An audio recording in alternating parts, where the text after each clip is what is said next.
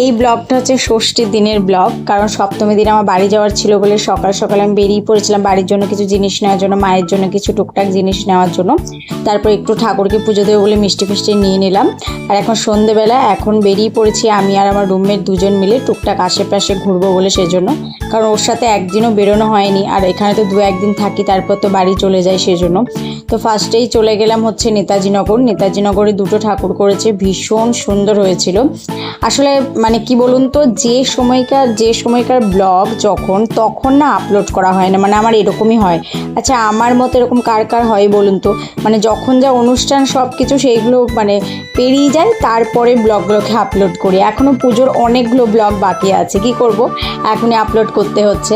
তো যাই হোক, তারপর নেতাজিনগরে চলে গেলাম আরেকটা ঠাকুর দেখতে, দুটো হয়েছে এখানে, খুব সুন্দর হয়েছিল। সেখানে দেখে দেন হচ্ছে তারপর বেরিয়ে পড়েছি, আমরা যাচ্ছি অশোকনগর পার্কের ওখানে। অশোকনগর পার্কে ঠাকুরটা দেখবো, কারণ আগের দিন গান্ধী কলোনি এগুলো সব দেখা হয়ে গেছিলো, তাই অটো করে নিলাম আমি আমার রুমমেট। তারপর বেরিয়ে পড়েছি, এরপর চলে গেলাম অশোকনগর পার্কে।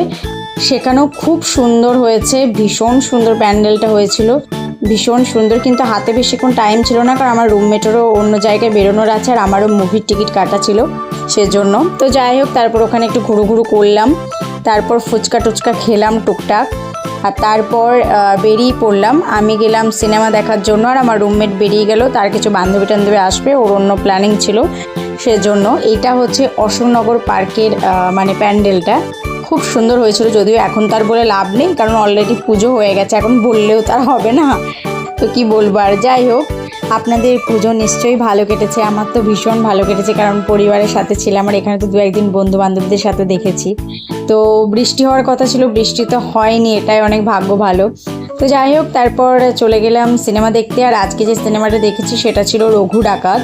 বাকি দুটো সিনেমা ভেবেছিলাম দেখবো, যেটা হচ্ছে দেবী চৌধুরানী আর রক্তবীজ 2, কিন্তু সেটা দেখা হলো না, বাড়ি গিয়েও হয়নি, কারণ বাড়ি গিয়ে মানে পুজো, আমাদের পাড়ার প্রোগ্রাম, এই সমস্ত কিছু থাকে, তো হয় না। তো রঘু ডাকাত তো বেশ ভালোই লাগলো, আমার বেশ ভালো লাগলো। তারপর দেখা টাকা হয়ে গেলে তারপর আমরা চলে গেছিলাম রেস্টুরেন্টে খেতে। সেদিন অনেকটাই রাত্রি হয়ে গেছিলো, কারণ এটা ছিল 8:45-এর শো। তো সেটা দেখার পরে আমাদের টোটাল টিম ছিল 15 জনের। তো আমরা সবাই চলে গেছিলাম যাদবপুরে, ওখানে খাওয়া দাওয়ার জন্য রেস্টুরেন্টে। তারপর টুকটাক খাওয়া দাওয়া করে নিলাম, তারপরে টুকটাক সেলফি টেলফি এই সমস্ত কিছু করে টোরে তারপর সবাইকে টাটা বলে বাড়ি চলে গেলাম। চলুন আপনাদেরকেও টাটা।